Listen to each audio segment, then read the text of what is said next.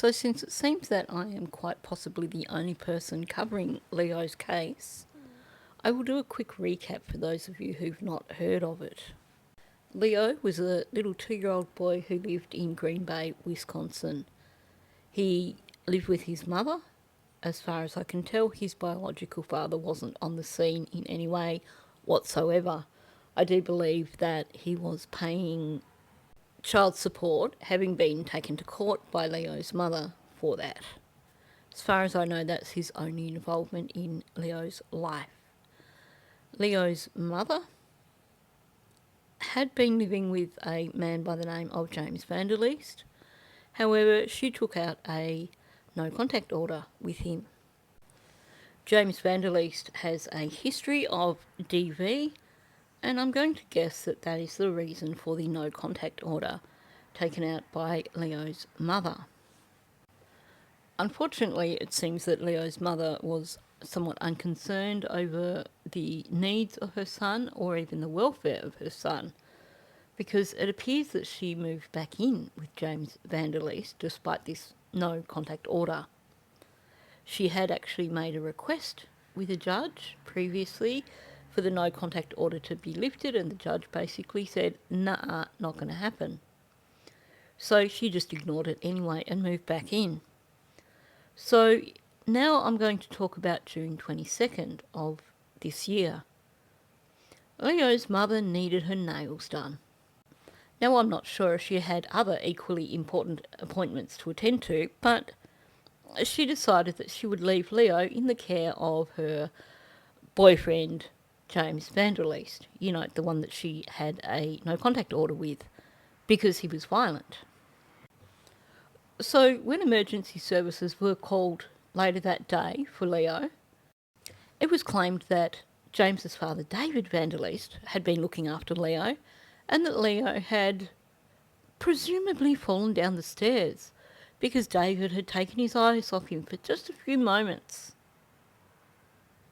Of course, the autopsy result showed another thing entirely, and basically we are talking catastrophic injuries that were definitely not the result of a child falling down the stairs.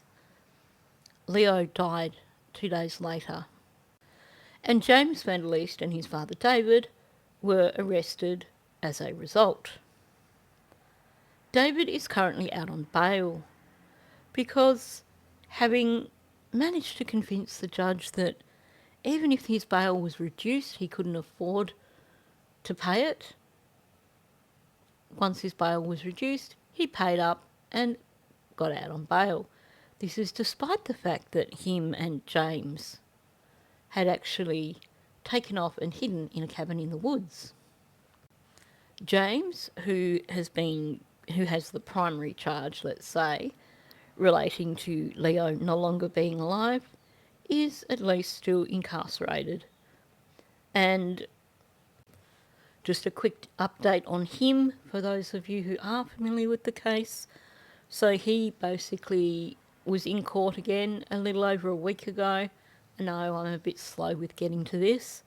And he waived a preliminary hearing, which basically means that this is just going to go straight to trial now.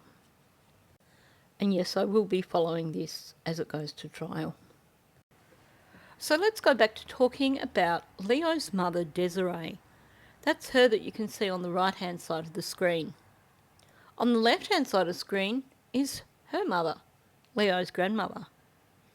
Seems like the apple doesn't fall far from the tree.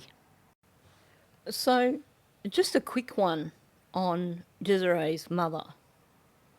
So this is her on the left-hand side. Her name is Whitney Sanapaw. And she has a 20-year history in terms of crimes. And we're talking a really, really long rap sheet. These are her most recent ones. So, number 1, maintaining rug traffic place. In other words, her house was basically a rug den. And then we have various contempt of court. Now, as far as I can tell, this woman has avoided ever going to jail, because basically any time that she gets these charges, she either offers no contest or she offers up somebody else and is then basically given a plea agreement. So this is someone who's never had to deal with consequences. Apparently her daughter's been taught to do the same. And these charges that you can see underneath her daughter are not the only charges against her. There are previous charges. She also has quite a rap sheet already. I do want to highlight the number one charge up there. Substantial battery, intended bodily harm. So according to one source, Leo had old injuries that were still healing at the time of his death. And like I said, his mother, well, she was a bit of a special person. Not only does she have these open charges, meaning these are new. These have not been finalised yet. So, as you heard, there is the one for substantial battery, but she also has open charges for possession of math type stuff and Mary Jane type stuff. Did I happen to mention the charge of hit and run involving injury? Or resisting or obstructing an officer? My point here is that this woman was not a fit mother. Not only did she take her child back into the care of someone from whom she had a no contact order, but it seems like she herself is not exactly a princess. Now I realise that America, just like Australia and Canada, doesn't feel the need to pour a lot of money into child welfare, so that basically having people check up on the welfare of a child when someone has been charged with violence, someone has been charged with drug-related offences, well, clearly that's not a priority for authorities. It's a shame that, because just maybe, had someone done an investigation prior to the 22nd of June of this year, then maybe someone would have identified the fact that this little boy had injuries that were suggestive of DV. Maybe someone would have realised that this woman had taken him back into the custody, essentially, of someone who was violent, someone against whom she had a no contact order, meaning that Leo shouldn't have been anywhere near this man. So why is it that this woman, Deziray Sanapaw, has not been arrested?